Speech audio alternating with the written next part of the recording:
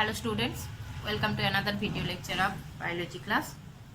So our today's topic is theory of Darwin, যেটাকে ডারউইনিজমও বলা হয়ে থাকে।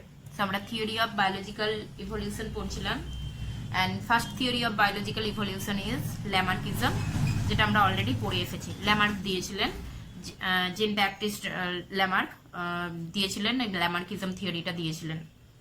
এবং উনি ল্যামার্কিজম বা ল্যামার্কের যে থিওরি সেটা 1805 এইরকম টাইপে পাবলিশ হয়েছিল। তারপরে 1859-এ অন্য একজন scientist, naturalist, actually English naturalist, নাম হচ্ছে চার্লস রবার্ট ডারউইন। 1859-এ বায়োলজিক্যাল ইভলিউশনের সাপোর্টে এভিডেন্স দেন, থিওরি দেন, এবং ওনার থিওরির নামটা ছিল থিওরি অফ ন্যাচারাল সিলেকশন। ওটাকে ওনার নাম অনুসারে ডারউইনিজমও বলা হয়ে থাকে। এবং এই ডারউইনিজম বা theory of natural selection, it is consider one of the most important theory in biology. So বায়োলজিতে যা কিছু এত বছর পর্যন্ত ডিসকভার হয়েছে তার মধ্যে one of the most important discovery বলতে পারি আমরা ডারউইনিজম। সো ডারউইনিজম প্রথম ইভলিউশনের সাপোর্টে এমন একটা থিওরি প্রোভাইড করেছিলেন, যেই থিওরিটা সমস্ত কিছু খুব ভালোভাবে এক্সপ্লেন করেছিল। এবং এই ডারউইনের যে থিওরিটা ছিল, ডারউইনের থিওরি এটা ছিল লটস অফ এভিডেন্স, অর্থাৎ এই থিওরির মধ্যে প্রচুর পরিমাণে উনি এভিডেন্স, ইলাস্ট্রেশন দিয়েছিলেন। সো সেই জন্য এটা কিন্তু ইভলিউশনারি হিস্ট্রিতে যদি আমরা বলি তাহলে মোস্ট অ্যাকসেপ্টেবল একটা থিওরি হিসাবে থেকে গেছে। এবং ডারউইনকে সর্বকালের সর্বশ্রেষ্ঠ বিজ্ঞানীদের মধ্যে অন্যতম ধরা হয়ে থাকে। অর্থাৎ এত বছর পর্যন্ত যা কিছু যত ডিসকভারি হয়েছে, যত সায়েন্টিস্ট রয়েছে, তার মধ্যে অন্যতম একজন সায়েন্টিস্ট হচ্ছেন Darwin, Charles Robert Darwin. So কি ছিল এই থিওরির মধ্যে সেটা জানার আগে আমরা বেসিক কিছু ইনফরমেশন, এই থিওরির নিয়ে কিছু বেসিক ইনফরমেশন সম্পর্কে আমরা জানবো। তো এই থিওরিটা দিয়েছিলেন কে? থিওরি যিনি দিয়েছিলেন তিনি হলেন ইংলিশ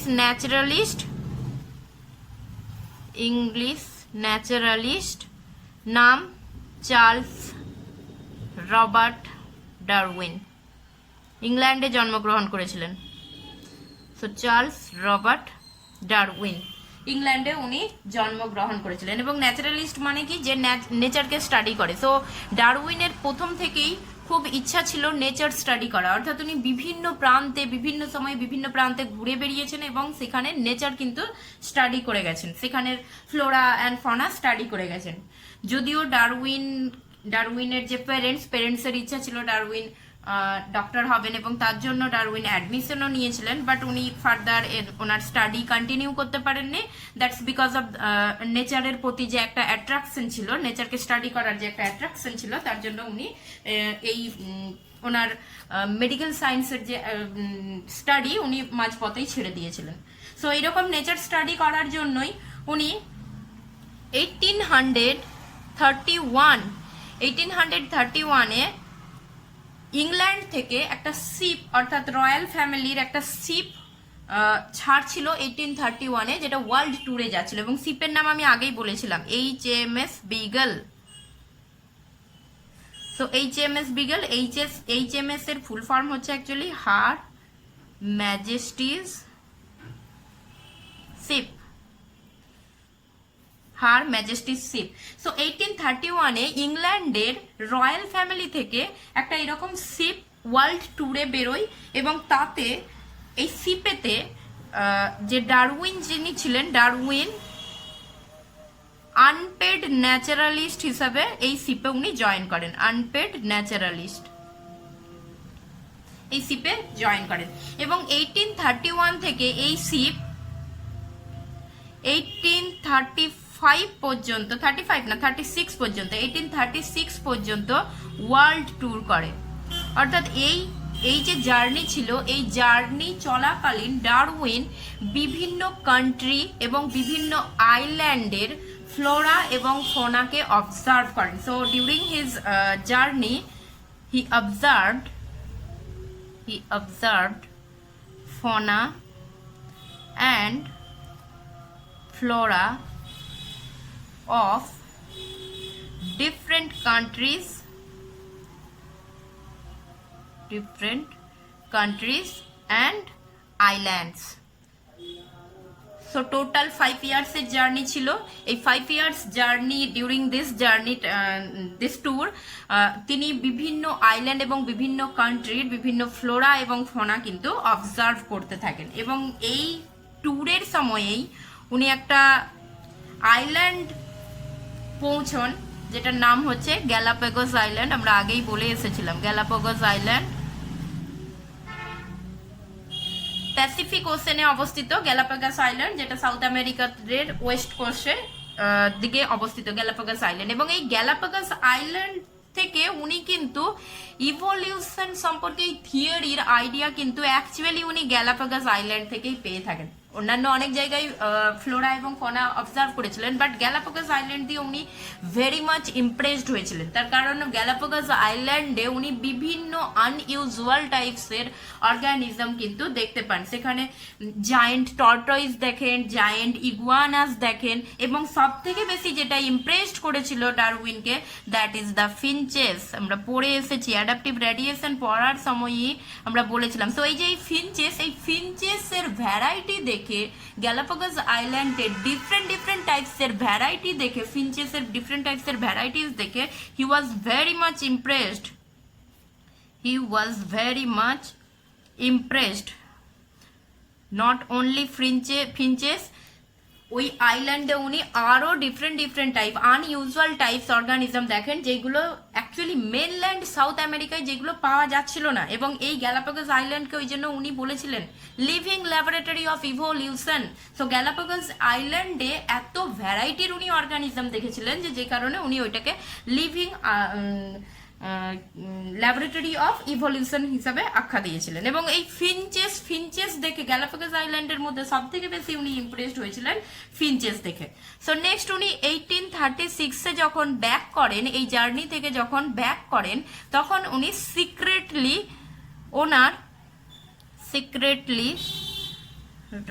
রোট রিসার্চ পেপার।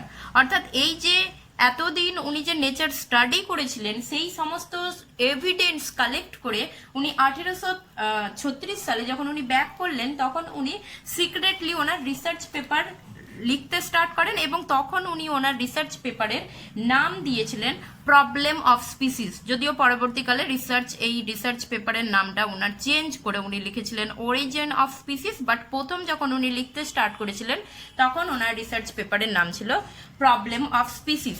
এবং এই রিসার্চ পেপার যখন উনি লিখেছেন, উনি প্রায় 1836 থেকে 1856 পর্যন্ত ডিফারেন্ট এভিডেন্স কালেক্ট করতে থেকেছেন এবং ওনার রিসার্চ পেপারে সেইগুলো ইনক্লুড করতে থেকেছেন। তার মানে প্রায় 20 ইয়ার্স ধরে উনি এনার রিসার্চ পেপার লিখেছিলেন, রিসার্চ পেপার নিয়েই কাজ করছিলেন। এবং ডারউইনের ক্ষেত্রে মেনলি যেটা ছিল, ডারউইন খুব বেশি ইন্টারঅ্যাক্টিভ ছিলেন না, উনি একটু সাই টাইপসের মানুষ ছিলেন এবং তার সঙ্গে উনি কোনো একটা রোগে আক্রান্ত ছিলেন। দ্যাটস ওয়াই উনি বেশি কিন্তু ওনার বাড়ি থেকে বেশি বেরোতেন না এবং সেই জন্য পিপলের সঙ্গে বেশি ইন্টারঅ্যাক্ট করতে পারেননি। তো এই সময়ই এবং উনি হয়তো ওনার যে রিসার্চ পেপারটা সেটা হয়তো উনি পাবলিশও করতেন না, নিজেই এইভাবে রুমের মধ্যে বসে বসে এই এভিডেন্স কালেক্ট করে এইরকমভাবে রিসার্চ পেপারটা নিজের কাছেই হয়তো থেকে যেত, যদি না 1858-এ একজন সায়েন্টিস্ট যার নাম হচ্ছে A.R. ওয়ালেস, ফুল নাম হচ্ছে অ্যালফ্রেড রবার্ট ওয়ালেস। সো এই A.R. ওয়ালেস, এই সায়েন্টিস্ট 1858-এ ওনার একটা রিসার্চ পেপার ডারউইনের কাছে পাঠান এবং ওনার রিসার্চ পেপারটার নাম ছিল, মানে A.R. ওয়ালেসের রিসার্চ পেপারটার নাম ছিল on the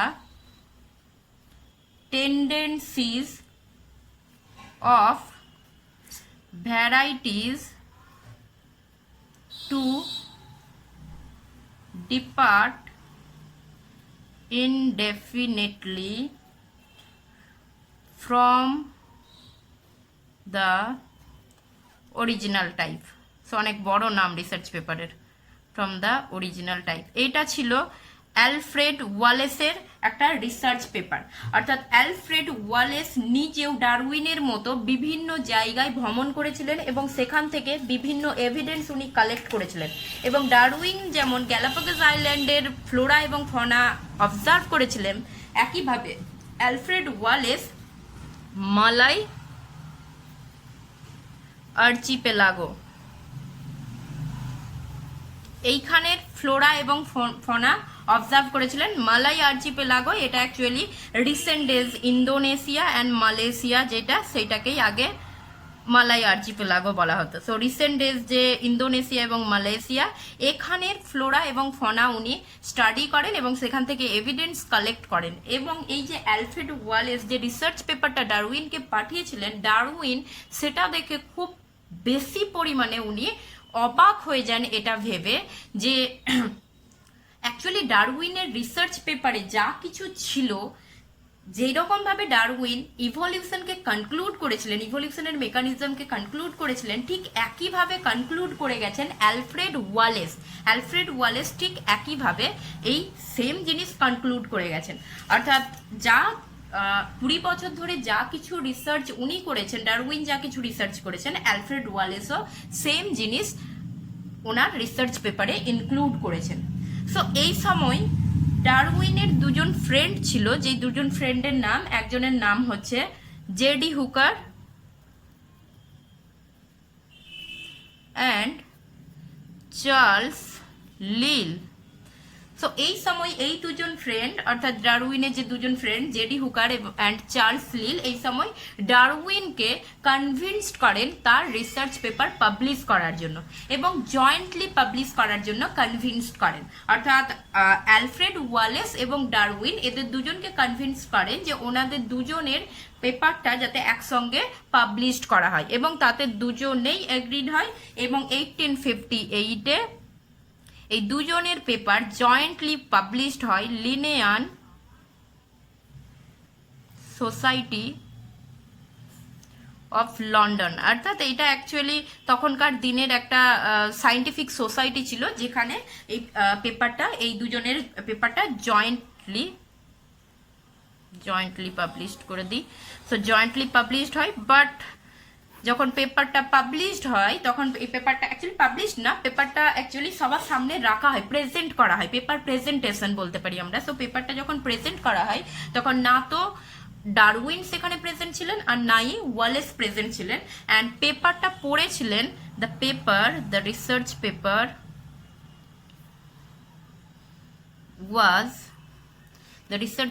was read by same ওনার দুই ফ্রেন্ড হুকার অ্যান্ড লিল। অর্থাৎ এই দুজন ওনাদের পেপারটা পড়েছিলেন ওই লিনিয়ান সোসাইটি অফ লন্ডনের কাছে। এবং ফাইনালি 1859 এই সালে এই রিসার্চ পেপারটা বই আকারে পাবলিশড হয়। থিওরির নাম হয় theory of natural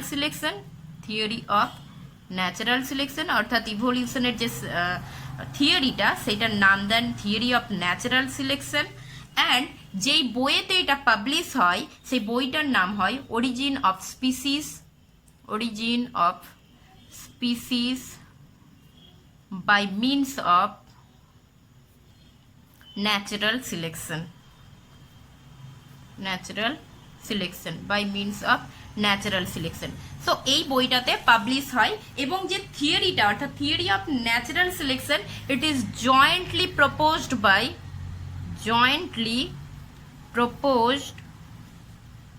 by Darwin and Alfred Wallace. So এটা কিন্তু এই যে থিওরি অফ ন্যাচারাল সিলেকশন, এটা কিন্তু শুধুমাত্র ডারউইনের দেওয়া থিওরি নয়, এটা জয়েন্টলি প্রপোজ করেছিলেন ডারউইন এবং অ্যালফ্রেড ওয়ালেস। সো অ্যালফ্রেড ওয়ালেসেরও যে থিওরিটা সেটা একসঙ্গে কম্বাইন করে এই বই আকারে এটা প্রকাশ করা হয়। বাট যখন থিওরিটা প্রকাশ করা হয়, তো আমরা সবাই কিন্তু জানি যে থিওরি অফ ন্যাচারাল সিলেকশন কে দিয়েছে, এটা জিজ্ঞাসা করলে most of the student, even most of the people will answer the Darwin ডারউইনের নাম বলবে। তার কারণ হচ্ছে যে অ্যাকচুয়ালি যখন পেপারটা পাবলিশড হয় তখন দেখা যায় ডারউইনের পেপারে অনেক বেশি এভিডেন্স ছিল, বেটার এভিডেন্স ছিল in compare to Alfred Wallace, এবং সেই জন্য অ্যালফ্রেড ওয়ালেসের তুলনায় ডারউইন বেশি প্রায়োরিটি পেয়ে যায়, ডারউইনের পেপারটা বেশি প্রায়োরিটি পেয়ে যায়। And that's why theory of natural selection বলতে গেলে ডারউইনকে বেশি প্রায়োরিটি দিয়ে ডারউইনের নামটাই আসে। অ্যান্ড সেই জন্য অ্যালফ্রেড ওয়ালেসকে many a time forgotten evolutionist আখ্যা দেয়া হয়। অর্থাৎ যদিও উনি ন্যাচারাল সিলেকশনের থিওরি বলেছিলেন, বাট অ্যাকচুয়ালি ওনাকে আমরা রিসেন্ট ডেজে ভুলেই গেছি, তো সেই জন্য উনাকে ফরগেটেন ইভলিউশনিস্ট হিসাবেও বলা হয়ে থাকে। তার কারণ ওনার পেপারে কম এভিডেন্স ছিল in compare to Darwin's paper. So এই হচ্ছে বেসিক একটা আইডিয়া। আচ্ছা, এখানে আরেকটা জিনিস আমি বলতে ভুলে গেলাম, সেটা হচ্ছে যে যখন ব্যাক করেছিলেন ডারউইন, ব্যাক করেছিলেন 1838-এ উনি একটা বই পড়েন, সেই বইটার নাম ছিল an essay on the principal of population. এটা 1838-এ উনি এই বইটা পড়েছিলেন, এবং এই বইটা লিখেছিল কে? থমাস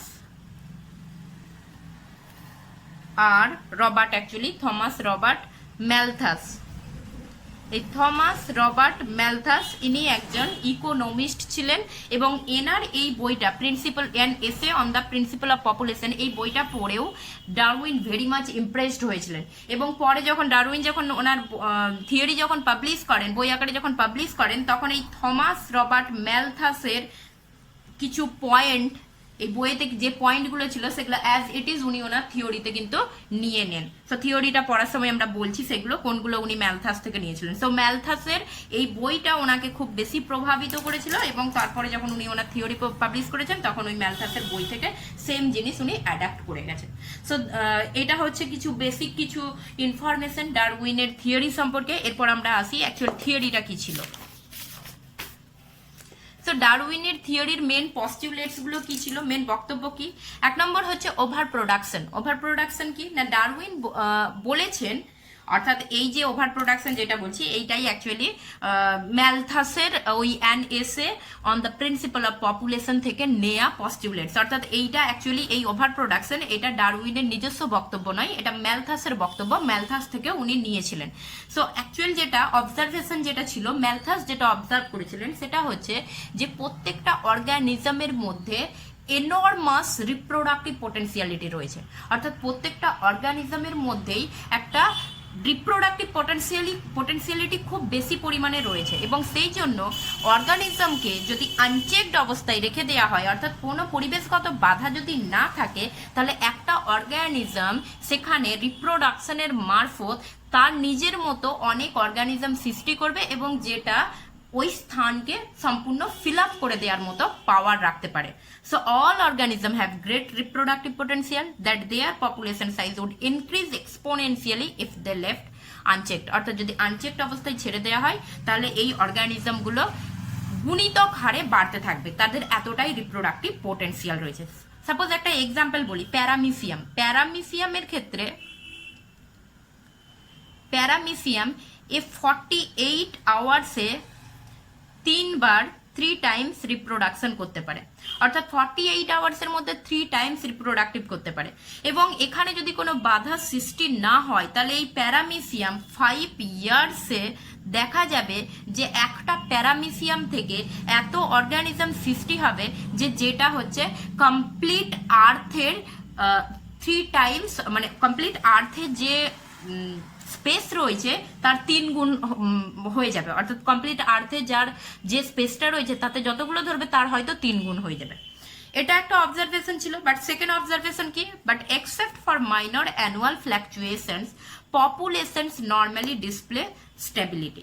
কিন্তু দেখা যাচ্ছে অর্থাৎ এত রিপ্রোডাক্টিভ পোটেনশিয়াল থাকা সত্ত্বেও কিন্তু আমরা কোনো একটা স্থানের পপুলেশন যদি স্টাডি করি তাহলে সেই স্থানে আমরা দেখতে পাবো যে কিছু অ্যানুয়াল ফ্ল্যাকচুয়েশন ছাড়া মোটামুটি পপুলেশন সাইজ বা পপুলেশনের অন্তর্গত ইন্ডিভিজুয়ালদের সংখ্যা মোটামুটি একটা কনস্ট্যান্ট থাকে, একটা কনস্ট্যান্ট সংখ্যা থাকছে, অর্থাৎ স্টেবিলিটি মেনটেন করছে। মানে এইরকম তো আমরা কোনোদিন দেখি না যে একটা ধরো একটা হচ্ছে একটা পোকা রিপ্রোডিউস করছে, সো একটা পোকা যদি বারবার রিপ্রোডিউস করতে থাকে তাহলে তো টোটাল এলাকাটা পোকায় ভরে যাবে। বা এই হচ্ছে একটা যা কিছু আমরা অর্গানিজম দেখছি, সো সমস্ত অর্গানিজম বারবার যদি রিপ্রোডাকশন করতে থাকে, এইভাবেই যদি রিপ্রোডাকশন করতে থাকে তাহলে সেই অর্গানিজম দ্বারাই সমস্ত আর্থ ফিল আপ হয়ে যাওয়ার কথা। বাট আমরা একটা পপুলেশনের নির্দিষ্ট সংখ্যক অর্গানিজমই দেখতে পাই। কিছু মাইনর ফ্ল্যাকচুয়েশন দেখা যায়, এবং মাইনর ফ্ল্যাকচুয়েশনটা কি না সিজনাল, মানে কিছু কিছু সিজনে কিছু কিছু অর্গানিজমের সংখ্যা হয়তো দেখি একটু বেশি বেড়ে গেছে, আদারওয়াইজ মোটামুটি পপুলেশনে অর্গানিজমের সংখ্যাটা স্টেবল থাকে। This is the observation, observe করা হয়েছে। নেক্সট অবজারভেশন কি? Limited resource. নেক্সট অবজারভেশন যেটা ছিল সেটা হচ্ছে যে অর্গানিজমের মধ্যে reproductive potential, enormous reproductive potential থাকলেও যে টোটাল যে আর্থ রয়েছে সেই আর্থের মধ্যে রিসোর্সের পরিমাণ কিন্তু লিমিটেড। রিসোর্স বলতে আমরা কাকে বোঝাচ্ছি? Food and shelter. অর্থাৎ অর্গানিজমকে বেঁচে থাকার জন্য যে ফুড দরকার, সেই ফুড এবং আর্থের যে স্পেসটা, শেল্টার যেটা দরকার, তার জন্যও কিন্তু সেটা কিন্তু লিমিটেড রয়েছে। তো এই দুটো হচ্ছে অবজারভেশন। কার ছিল? ম্যালথাসের ছিল। এটা কিন্তু ডারউইনের ছিল না, ম্যালথাসের ছিল। ম্যালথাস তার পেপারে লিখেছিলেন, বইয়ে লিখেছিলেন, এবং সেখান থেকে ডারউইন নিয়েছেন।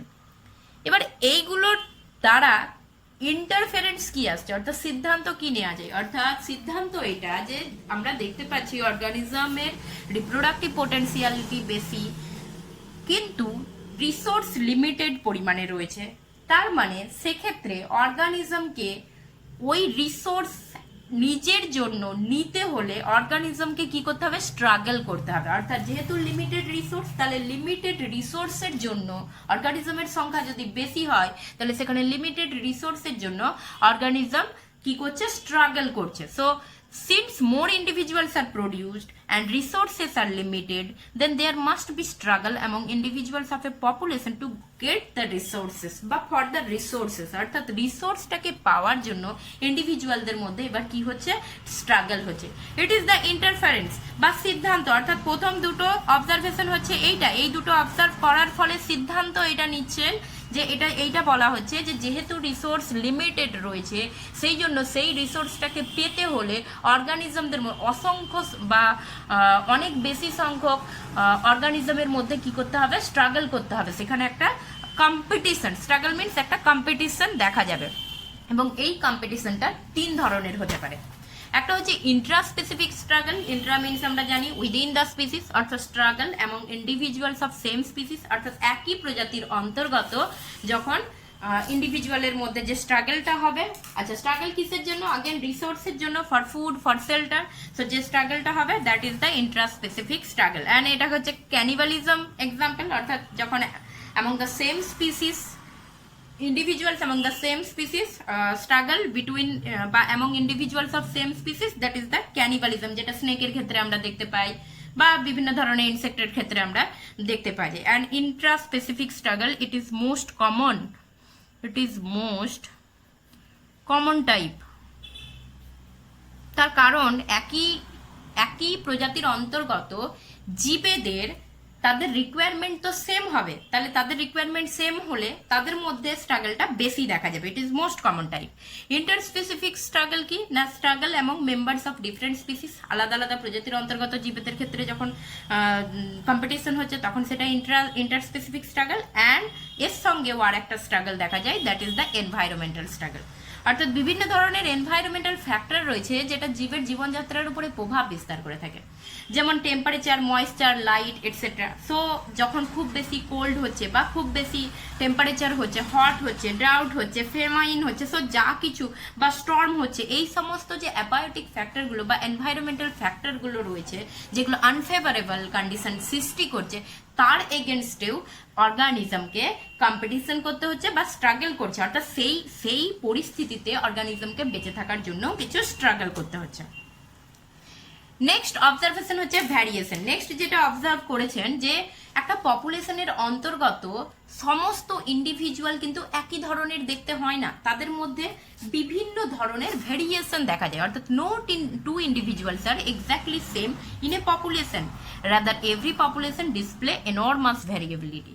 অর্থাৎ আমি যদি মানুষের প্রজাতিকেই নিই, তাহলে মানুষের প্রজাতির মধ্যে আমরা বিভিন্ন ছোট ছোট ভ্যারিয়েশন দেখতে পাবো। অর্থাৎ কেউ লম্বা, কেউ বেটে, কেউ কালো, কেউ ফর্সা, কারোর চুল কার্লি হবে, কারোর চুল স্ট্রেট হবে। সো বিভিন্ন ধরনের ভ্যারিয়েশন কিন্তু আমরা দেখতে পাবো। অর্থাৎ সমস্ত ইন্ডিভিজুয়াল, একটা পপুলেশনের অন্তর্গত সমস্ত ইন্ডিভিজুয়াল কিন্তু একই ধরনের একদম এক্স্যাক্ট সেম টু সেম কিন্তু কখনোই হয় না, তাদের মধ্যে এনর্মাস ভ্যারিয়েশন থাকে, তাদের মধ্যে এরকম ভেদ বা প্রকরণ দেখা যায়। So this is the observation. এবং এই অবজারভেশনের ফলে ইন্টারফারেন্স কি বলা হচ্ছে, survival of the fittest and natural selection. অর্থাৎ এই যে লিমিটেড রিসোর্সের জন্য অর্গানিজম নিজেদের মধ্যে বা অপর প্রজাতির অর্গানিজমের মধ্যে বা এনভায়রনমেন্টের এগেনস্টে স্ট্রাগল করছে, এই কম্পিটিশনে যে সমস্ত ইন্ডিভিজুয়ালের মধ্যে কিছু বেটার ভ্যারিয়েশন রয়েছে বা কিছু বেটার ট্রেডস প্রেজেন্ট রয়েছে, সেই সমস্ত ইন্ডিভিজুয়ালগুলো ওই কম্পিটিশনে বেঁচে যাচ্ছে, কম্পিটিশনে জিতছে, কম্পিটিশন ওন করছে। এবং যাদের মধ্যে এই বেটার ট্রেডস নেই বা বেটার ভ্যারিয়েশন নেই, তারা কি হচ্ছে, তারা ওই কম্পিটিশন থেকে এলিমিনেট হচ্ছে। So individuals having better traits or better variation able to survive in an environment, অর্থাৎ একটা ইন্ডিভিজুয়ালের মধ্যে অপর ইন্ডিভিজুয়ালের তুলনায় যদি এমন কিছু ভ্যারিয়েশন রয়েছে বা এমন কিছু ভেদ রয়েছে, যেই ভেদটা তাকে ওই এনভায়রনমেন্টে বেঁচে থাকার জন্য সাপোর্ট করছে বা যেই ভেদটা ওই এনভায়রনমেন্টে টিকে থাকার জন্য দরকারি, তাহলে সেই ইন্ডিভিজুয়ালগুলো ওই এনভায়রনমেন্টে টিকে যাবে। এবং যাদের মধ্যে ওই ক্যারেক্টারটা প্রেজেন্ট নেই, তারা ওই এনভায়রনমেন্টে কি করতে পারবে না, আনফিট হয়ে যাচ্ছে। So this is the survival of the fittest and survival of the fittest. এটা অ্যাকচুয়ালি এই টার্মটা দিয়েছিলেন অ্যাকচুয়ালি হারবার্ট স্পেন্সারের দেয়া term. And survival of the fittest, এই হারবার্ট স্পেন্সারের দেওয়া টার্মটা ওয়ালেস তার পেপারে ইউজ করেছিলেন। অ্যান্ড এই ব্যাপারটাকেই বোঝাতে ন্যাচারাল সিলেকশন টার্মটা ইউজ করেছিলেন ডারউইন। অর্থাৎ এই যে কম্পিটিশন হচ্ছে অর্গানিজমের মধ্যে রিসোর্সের জন্য, এই সময় যে একটা পপুলেশনের অন্তর্গত যে সমস্ত অর্গানিজমগুলোর মধ্যে এমন কিছু ভেদ বা এমন কিছু ভ্যারিয়েশন আছে, যেই ভ্যারিয়েশনটা তাকে ওই এনভায়রনমেন্টে সার্ভাইভ করতে সুবিধা দিচ্ছে, সেই ব্যাপারটাকেই বলছি আমরা সার্ভাইভাল অফ ফিটেস্ট, বা সেই ব্যাপারটাকে আমরা বলছি যে নেচার তাকে সিলেক্ট করছে ওই জায়গায় সার্ভাইভ করার জন্য। এবার সে যখনই ওই জায়গায় সার্ভাইভ করে গেল, অর্থাৎ the relatively few individuals who survive have better chances of successful feeding and breeding. অর্থাৎ যার মধ্যে ভ্যারিয়েশন রয়েছে, ফেভারেবল ভ্যারিয়েশন রয়েছে ওই এনভায়রনমেন্টে টিকে থাকার জন্য, সে ওই এনভায়রনমেন্টে টিকে থাকার সুযোগ পেল এবং একই সঙ্গে ওই এনভায়রনমেন্টে সে সাকসেসফুল ফিড করার এবং ব্রিড করার সুযোগ পেল। এটা আমরা ইভলিউশন পড়াতে বারবার বলে এসেছি যে একটা অর্গানিজমের মেন এমটাই তো হচ্ছে সেটাই, যে successful feeding and breeding. So যখনই ওই অর্গানিজম ওই জায়গায় সাকসেসফুলি ফিড করছে এবং ব্রিড করছে, দিস অর্গানিজমস রিপ্রোডিউস, এরপরে এই অর্গানিজম কি করবে, রিপ্রোডাকশন করবে। এবং তার এই যে ট্রেডটা, অর্থাৎ যেই ক্যারেক্টারটা তাকে ওই জায়গায় টিকে থাকার সুযোগ দিল, এই ট্রেডটা pass on their better traits to the next generation. যখন সে রিপ্রোডাকশন করবে, তার অফস্প্রিং এর মধ্যে এই বেটার ক্যারেক্টারটা ট্রান্সফার হবে। সো নেক্সট হচ্ছে ফরমেশন আর অরিজিন অফ নিউ স্পিসিস। অর্থাৎ এইভাবে বারবার ধরে এরকম ভ্যারিয়েশনগুলো অ্যাকুমুলেট হতে থাকে, জমা হতে হতে, অর্থাৎ একটা ইন্ডিভিজুয়াল থেকে তার বেটার ট্রেড বা তার যে ফেভারেবল যে ভ্যারিয়েশনটা, সে ফেভারেবল ভ্যারিয়েশনটা তার অফস্প্রিংয়ের মধ্যে ট্রান্সফার হচ্ছে, আবার সেই অফস্প্রিং থেকে তার অফস্প্রিংয়ের মধ্যে ট্রান্সফার হচ্ছে। এইভাবে ভ্যারিয়েশনগুলো জমতে জমতে আলটিমেটলি একটা নিউ স্পিসিস তৈরি হবে। অর্থাৎ অনেক জেনারেশন পর আমরা দেখতে পাবো যে একদম প্রথম জেনারেশন থেকে বা প্রথম প্যারেন্টস থেকে ওই অনেক জেনারেশন পর যে অফস্প্রিংগুলো সৃষ্টি হয়েছে, তারা সম্পূর্ণ পৃথক হয়ে যাচ্ছে এবং এইভাবেই ওভার এ পিরিয়ড অফ টাইমে একটা নতুন প্রজাতির জন্ম হচ্ছে। So this is all about the Darwinism. So Darwin এই কথাগুলোই বলেছিলেন, এবং এখান থেকে অ্যাকচুয়ালি আমরা একটা ছকের মাধ্যমে দেখাতে পারি ব্যাপারটা। সো ডারউইনের ক্ষেত্রে যেটা ছিল, প্রথম অবজারভেশন যেটা ছিল, rapid multiplication of each and every organism. প্রত্যেকটা অর্গানিজমের মধ্যে একটা পোটেন্সিয়ালিটি রয়েছে, ক্ষমতা রয়েছে যে সে র্যাপিডলি মাল্টিপ্লিকেশন ঘটাতে পারবে বা রিপ্রোডাকশন ঘটাতে পারবে। বাট তারপরেও কিন্তু এই পোটেন্সিয়ালিটি থাকার পরেও কিন্তু অর্গানিজম বা একটা পপুলেশনের সাইজটা কিন্তু সবসময় স্টেবল থাকছে, কখনোই ওভারফ্লো হয়ে যাচ্ছে না। অ্যান্ড অবজারভেশন 3 কি ছিল? লিমিটেড রিসোর্সটা লিমিটেড থাকছে। এই তিনটে অবজারভেশনের ফলে ইন্টারফারেন্স বা সিদ্ধান্তে কি আসা হচ্ছে? Struggle for existence. অর্থাৎ যেহেতু লিমিটেড রিসোর্স রয়েছে, তাহলে বেঁচে থাকতে গেলে কম্পিটিশন করতে হবে। অ্যান্ড এই জিনিসটাই অ্যাকচুয়ালি ম্যালথাস থেকে উনি নিয়েছিলেন। পরে নেক্সট অবজারভেশন হচ্ছে no two individuals are alike in the population. অর্থাৎ পপুলেশনের মধ্যে কোনো ইন্ডিভিজুয়ালই কিন্তু একদম সেম টু সেম হয় না, তাদের মধ্যে ভ্যারিয়েশন দেখা যায়।